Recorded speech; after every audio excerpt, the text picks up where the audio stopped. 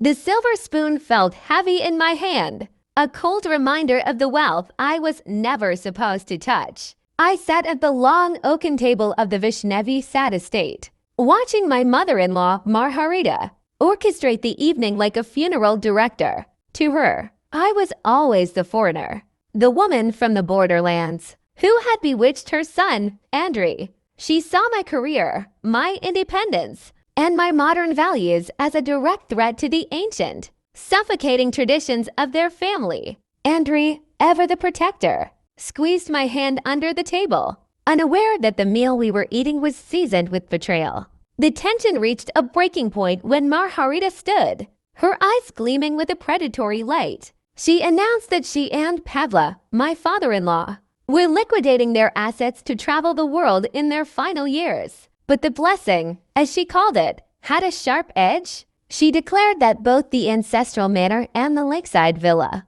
Zadyshak, would be signed over entirely to Solomia, Andrei's sister. Solomia, a woman who had never worked a day in her life and had spent years siphoning money from our savings under the guise of family emergencies, smirked behind her wine glass. Margarita's voice was like ice as she stated that only true blood deserved the family's legacy, implying that Andrei's devotion and the thousands of dollars he had poured into repairing those very houses meant nothing because he had chosen me.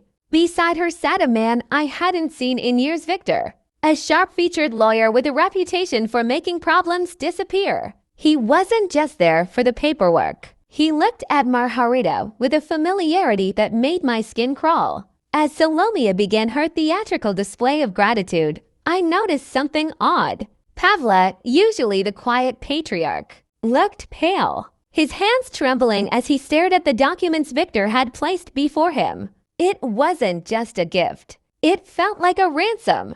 Andrei's silence was deafening. He had paid for the new roof on the manor, bought his father a car, and cleared Solomia's gambling debts. Yet he was being erased from the family history in a single, calculated move. We left that night without a word.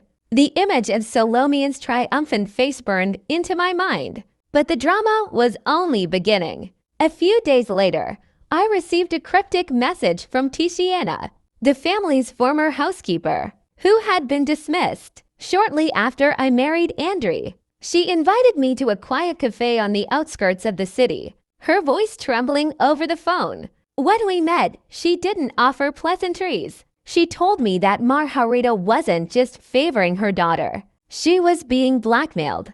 Victor, the family lawyer, held a secret over her secret, involving a long-lost Wolfram, Pavlo's father, that supposedly left everything to Andrei, not his parents. According to Tatiana, the lakeside Villa Zadyshak held the key. It wasn't just a vacation home. It was where the old documents were hidden, locked away in a safe behind the cellar walls. Margarita was desperate to get Solomia into that house to destroy the evidence before Andrei could ever find it. The modern woman insult wasn't just about my lifestyle. It was a distraction to keep me from looking too closely at the legalities. My blood boiled. It wasn't just about the houses anymore. It was about a systematic erasure of my husband's rights. I realized then that Victor and Solomia were working together, planning to sell the properties as soon as the ink was dry, leaving Pavla and Margarita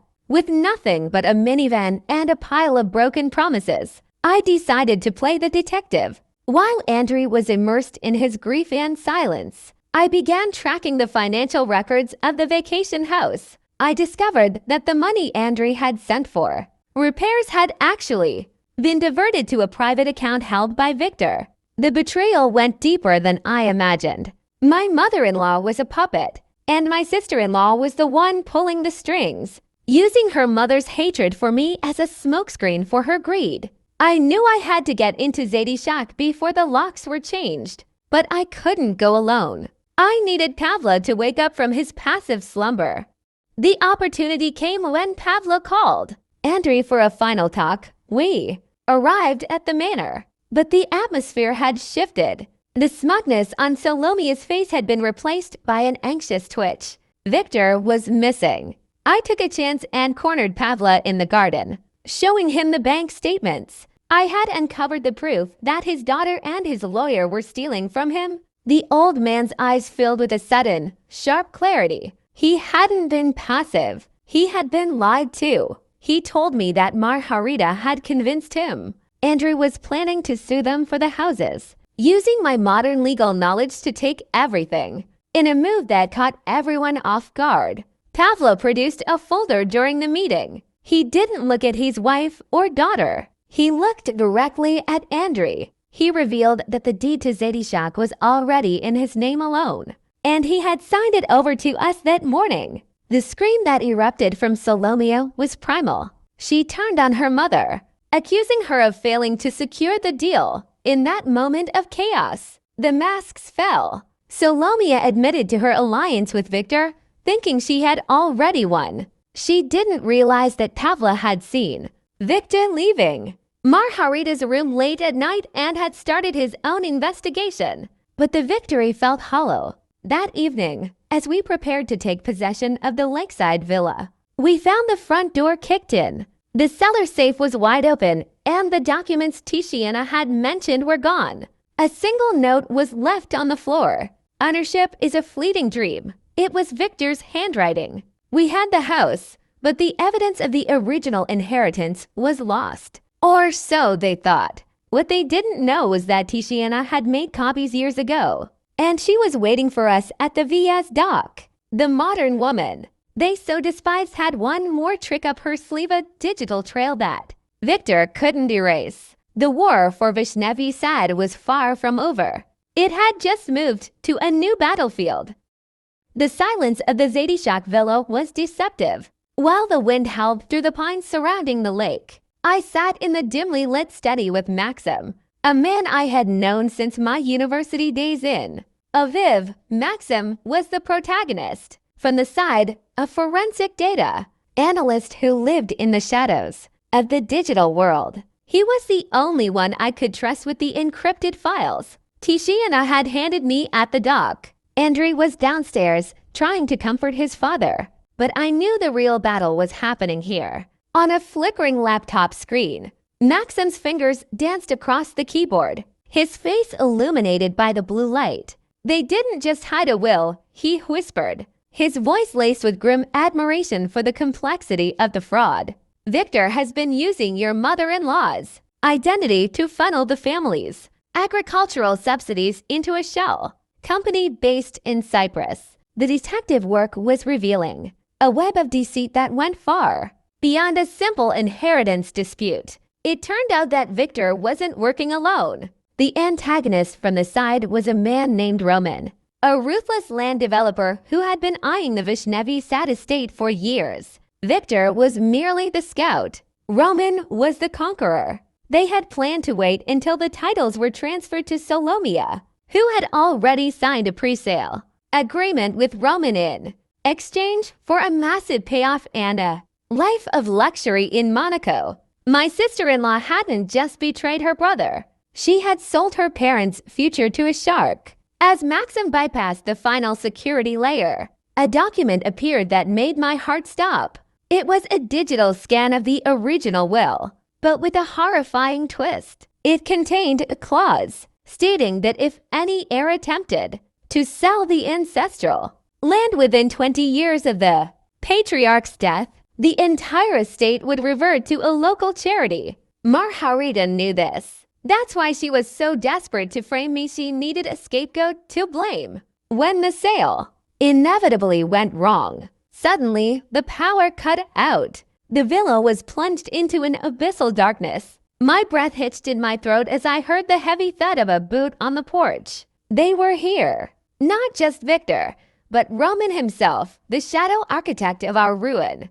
I realized that Pavlo's sudden decision to sign the house over to us had accelerated their timeline. They weren't here to talk. They were here to reclaim the digital evidence by any means necessary. I grabbed the flash drive, signaling Maxim to hide in the crawl space behind the bookshelves. I stepped out into the hallway, the floorboards groaning under my feet. feeling like a character in a noir film where the ending hadn't been written yet. The front door creaked open, and the silhouette of Victor appeared, flanked by a tall, broad-shouldered man in a tailored overcoat. Roman. Their presence felt like a stain on the quiet elegance of the house. "Give us the drive, Alina," Victor said, his voice smooth and terrifyingly calm. "You're playing a game you don't understand. This isn't just about a house anymore. It's about millions in European grids." Roman stepped forward, his eyes cold as a winter morning. "Everything has a price," he added, "even your husband's life. Do you really want Andrew to pay for your curiosity?" The threat was naked and sharp. I felt a surge of cold fury. They thought I was just a modern woman who would crumble under pressure. They didn't realize that where I came from. We learned to fight before we learned to walk. At that moment, the lights flickered back on, but it wasn't the main power. It was the emergency floodlights I had installed weeks ago, secretly knowing this day might come.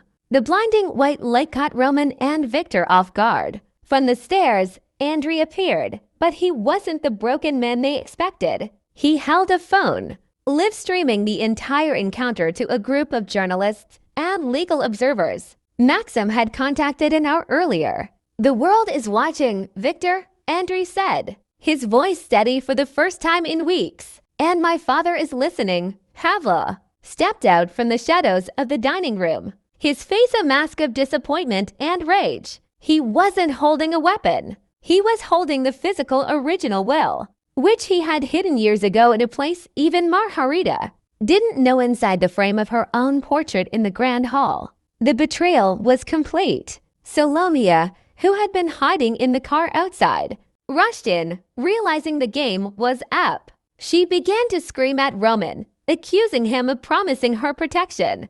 The scene was chaotic, a family tearing itself apart. In the glare of the floodlights, Roman, realizing the publicity would ruin his reputation, turned and walked out, leaving Victor to face the consequences alone. The police, led by a contact of Maxim's, arrived minutes later. As they led Victor away in handcuffs, Margarita collapsed into a chair, her legacy turned to ashes. "We had saved Vyshnevyi Sad, but the scars would remain forever." As the sun began to rise over the lake, I stood on the dock with Andrew.